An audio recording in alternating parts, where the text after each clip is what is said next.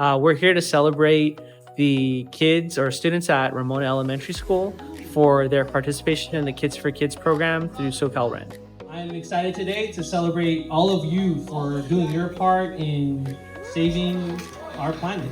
We are so honored to have many special guests here with us today who helped make this learning possible. In collaboration with South Bay City's COG, we were able to target way many more elementaries in the district and in the area.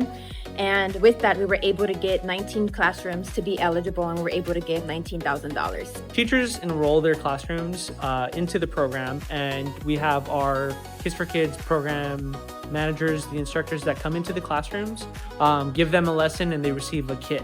The kit includes several items, including LED light bulbs, faucet aerator, a night light. It's really giving them a hands-on feeling of what it's like to save energy and really protect our planet and help their families and their homes.